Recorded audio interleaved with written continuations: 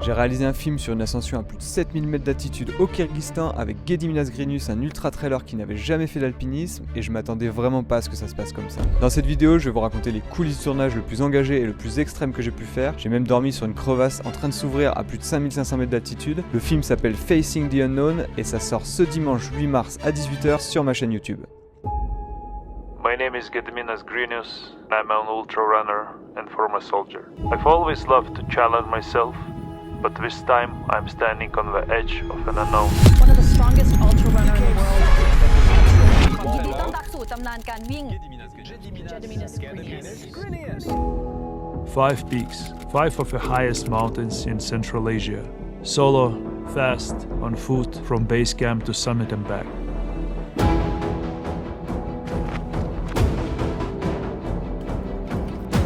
The phase 1 starts here in Kyrgyzstan with Ibn Sina Peak, 7,134 meters above sea level.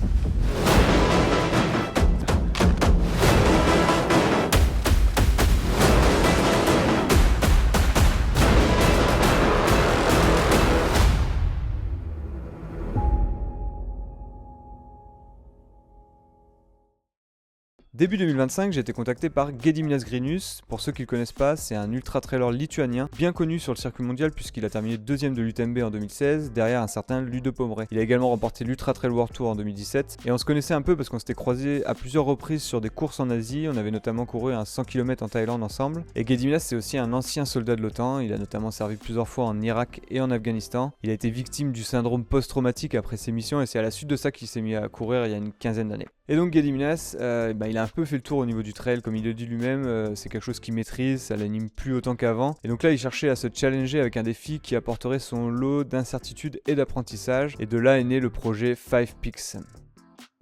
Le 5 Peaks Project, c'est donc l'ascension des 5 plus hauts sommets d'Asie centrale, tous à plus de 7000 mètres d'altitude, à chaque fois en partant du camp de base jusqu'au sommet et en retour au camp de base le plus vite possible. L'objectif, c'est de se surpasser, de découvrir un nouvel aspect de la montagne, parce que Gediminas, il a l'habitude de faire le tour des montagnes en courant, et donc là, il va s'attaquer au sommet. Le seul problème, et c'est un gros problème, c'est qu'il n'a jamais fait d'alpinisme, et puis moi, je dois filmer tout ça alors que j'ai pas beaucoup plus d'expérience.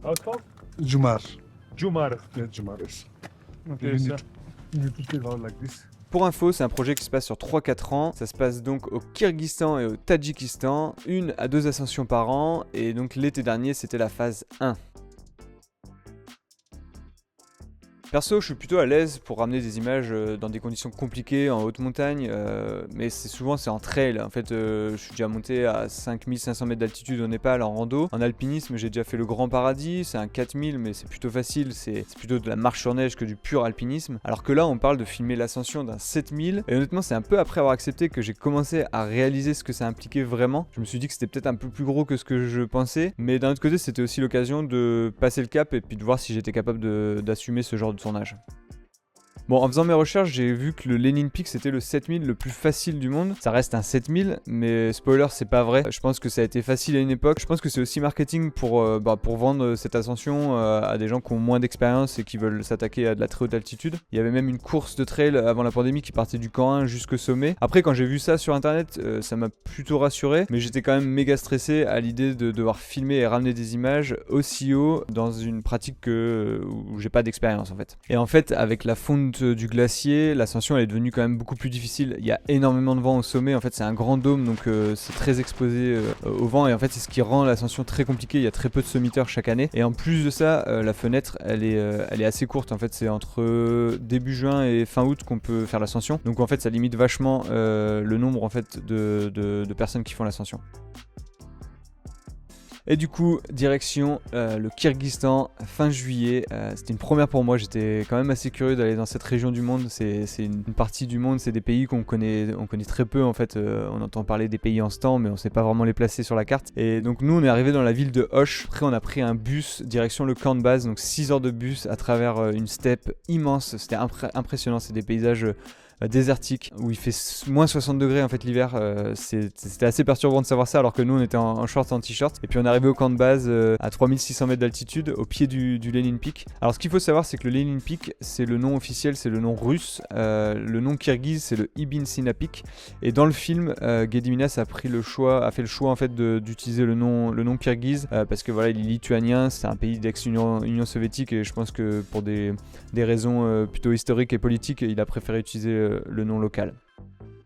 Le camp de base, c'était super beau, mais vu qu'on était sur une énorme plaine herbeuse, on a mis du temps à process qu'on était au pied d'un 7000. En fait, on n'avait pas l'impression d'être en haute montagne. On était à 3600 mètres d'altitude, on le ressentait avec les difficultés de respiration, et puis surtout la première nuit, on a eu mal au crâne. Mais vu que le camp de base était accessible en voiture et qu'on était pas sur de la neige ou pas sur le glacier, on voyait la montagne au loin, on a mis du temps en fait à vraiment process le fait qu'on était en très haute altitude.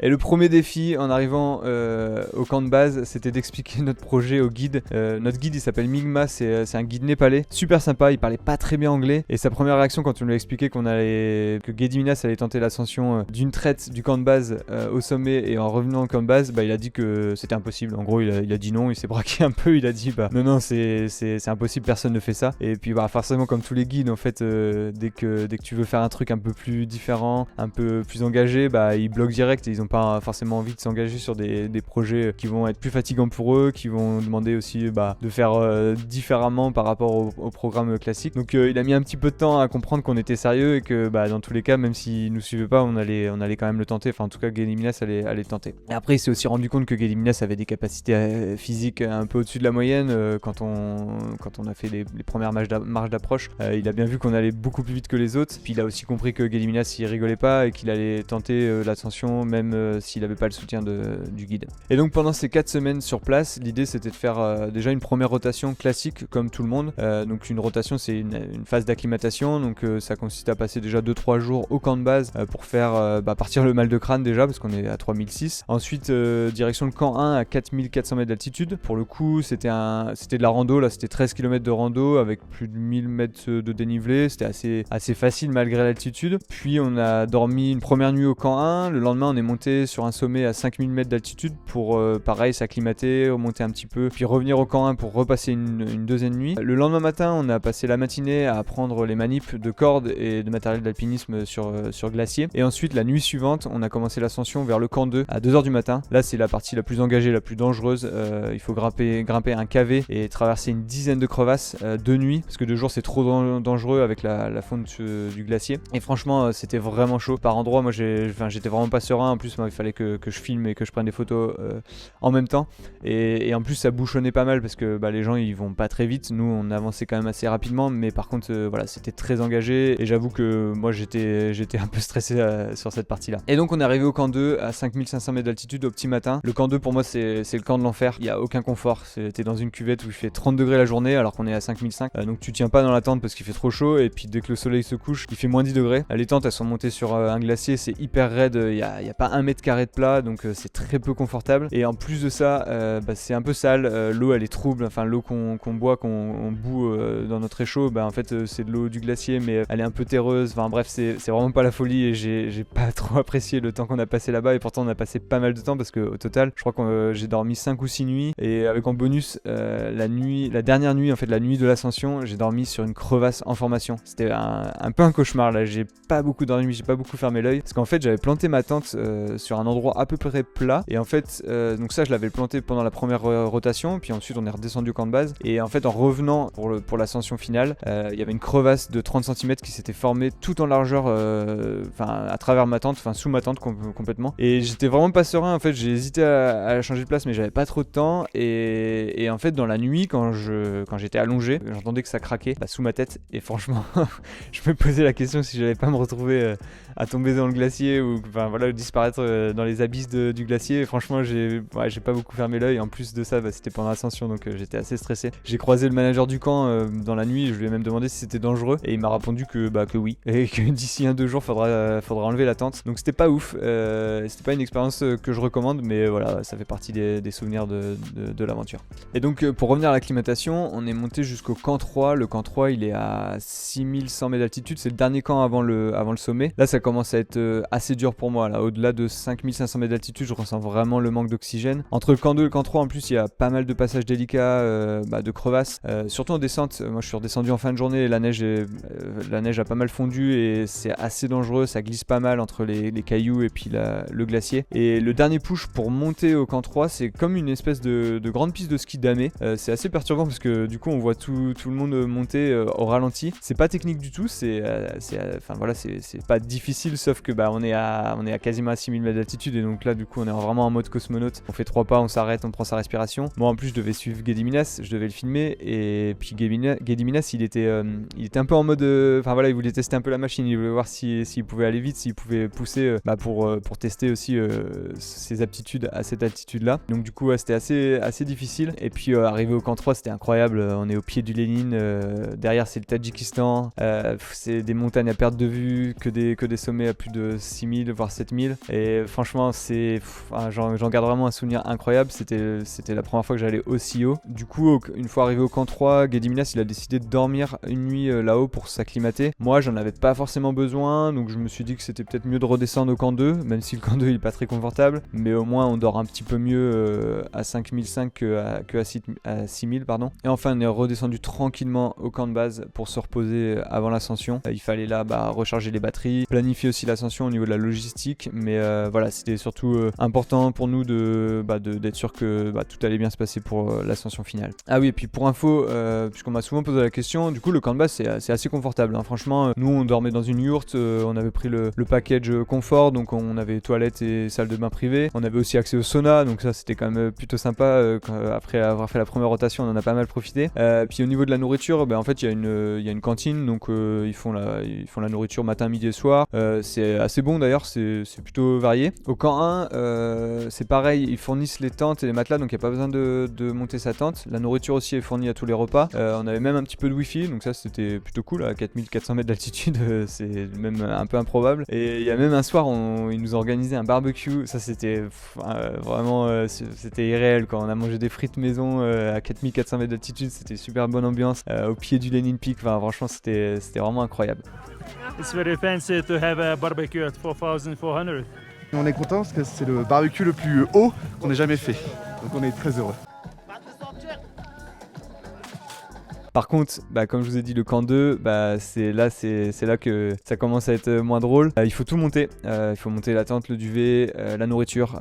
Du coup, là-bas, c'est beaucoup plus rustique. Comme je vous ai expliqué, c'est vraiment très inconfortable. Et du camp de base au camp 1, en fait, ils utilisent des chevaux pour porter le matériel. Donc, parce qu'en fait, c'est que du trail. C'est un chemin. Il n'y a pas de glacier à traverser ni rien. Donc, c'est assez facile d'accès, on va dire. Donc, là, ils utilisent des chevaux pour porter le matériel lourd. Ensuite, à partir du camp 1, nous on avait un porteur qui nous a amené la tente et le duvet. Moi j'avais quand même un sac de 15-20 kg parce que j'avais tout le matos photo vidéo. D'ailleurs au niveau du matos, j'avais fait en sorte d'amener un minimum, mais j'avais quand même pas mal de matériel parce qu'en plus au camp de base je pouvais laisser mes sacs. J'avais pris 2 boîtiers, donc une FX3 pour la vidéo et mon A7 IV pour la photo. J'avais un drone avec pas mal de batteries, donc moi j'ai un R3S, DJI R3S. Et puis après j'avais un trépied et c'est à peu près tout ce que j'avais en matériel. On parle souvent de la performance de l'athlète, de celui qui summit, mais moi mon défi c'était surtout de ramener un max d'images pour le film, pour faire un film cohérent, et fallait que je switch tout le temps en permanence entre photo et vidéo parce qu'il fallait aussi que je ramène des photos, et franchement c'était loin d'être évident. Porter du matos jusqu'à 6000 mètres d'altitude, réfléchir, cadrer, sortir la caméra quand t'es toi-même en souffrance et que t'as les doigts gelés, franchement c'est vraiment dur. Mais au final j'ai l'impression que quand je suis en tournage, mon cerveau il fonctionne pas pareil, je suis en sorte de mission. C'est drôle à dire, j'ai du mal à l'expliquer, mais c'est un peu comme quand je suis un coureur dans un pierrier, que je suis focus sur ma caméra alors qu'à tout moment je peux me casser les chevilles ou me casser la jambe et c'est hyper dangereux, mais mais que finalement mon cerveau et mes yeux ils se gèrent comme si j'étais en pilote automatique. Et franchement des fois c'est surprenant, je réalise après avoir filmé une scène où c'était dans une situation assez dangereuse que en fait, tout s'est bien passé et donc ouais, j'ai du mal à expliquer encore ça. Et donc l'objectif de Gediminas c'était de partir du base camp à 3600 mètres d'altitude et d'aller au sommet le plus rapidement possible à 7134 mètres d'altitude et de redescendre. Au total ça fait environ 50 km et 4100 mètres de dénivelé positif. Et donc chaque camp se transformerait un peu en ravitaillement de fortune. Vu qu'en plus on avait sympathisé avec pas mal de personnes qui faisaient l'ascension, en fait ça nous permettait d'avoir du monde un petit peu partout sur le parcours, c'était assez rassurant. Et ça nous a permis aussi d'avoir un petit peu d'aide et que Gediminas se sente un petit peu moins seul pendant l'ascension. Pour moi c'était impossible de suivre Gediminas dès le départ car en fait j'avais tout le matos à transporter et donc je serais limité dans mes déplacements. Et même si je suis plutôt light, en fait c'est impossible de le suivre. Donc du coup je suis parti la veille de son départ avec le guide. Moi je suis monté directement au camp 2 et je l'ai attendu là-bas en fait. Et puis Mingma il est parti au camp 3 pour l'attendre et puis pour l'assister à 6000 mètres. Et Gediminas il est donc parti à 16h du camp de base. Moi j'étais à sa rencontre entre le camp 1 et le camp 2, j'ai fait quelques kilomètres dans la descente pour le retrouver. C'était en fin de journée donc l'idée c'était de le retrouver d'abord en drone pour le suivre jusqu'à ce qu'il arrive à ma rencontre. Mais déjà la première difficulté c'était de le retrouver en fait dans le glacier. Déjà il faisait super froid, moi j'avais les mains gelées et en fait j'ai dépensé je crois une batterie, quasiment 30 minutes de vol pour le retrouver en fait au milieu des crevasses. C'était impossible en fait, il était tout petit dans l'immensité de la montagne. Et donc rien que ça c'était assez compliqué, j'étais un peu stressé, je me suis dit si je le retrouve pas je vais pas avoir d'image de lui dans la montée. Et ensuite il est arrivé jusqu'à moi et puis moi je l'ai accompagné jusqu'au camp 2, donc là on était en pleine nuit et puis donc ensuite il a poursuivi l'ascension tout seul jusqu'au camp 3 où là il a pu retrouver Mingma le guide. Pour moi la mission elle s'arrêtait là puisqu'on était en pleine nuit et donc moi je suis resté dans la tente à essayer de dormir, hein. J'ai eu vraiment beaucoup de mal à dormir parce que déjà de 1 j'étais sur cette crevasse qui faisait que de craquer. Et puis en plus de ça, j'avais aucune nouvelle.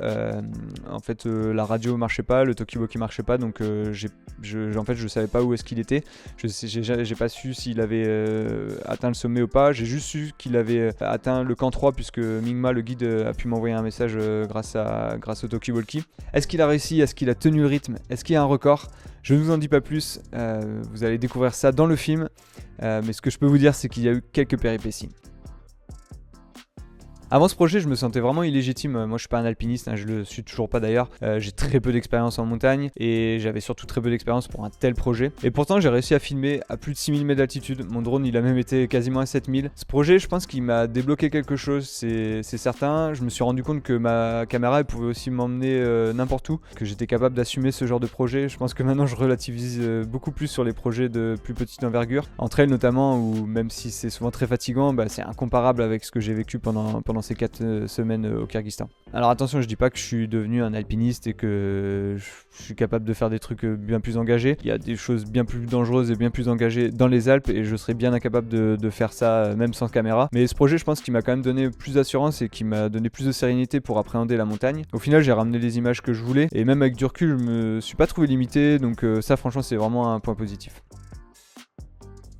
Et donc pour tous ceux qui sont encore là, je vous donne rendez-vous ce dimanche 8 mars à 18h sur ma chaîne YouTube. Je suis très fier de ce projet, je suis très fier du film. Je trouve que voilà, c'était pas facile de ramener ces images tout seul. Donc si vous voulez soutenir mon travail et lui donner un peu plus de visibilité, je vous invite à me laisser un petit commentaire sur le film ou même sur cette vidéo. N'hésitez pas à partager le film aussi autour de vous. Pour info, le film il est en anglais, donc les sous-titres en français sont dispo directement sur YouTube. Je vous souhaite un bon visionnage et moi je vous dis à bientôt pour une prochaine vidéo. Ciao.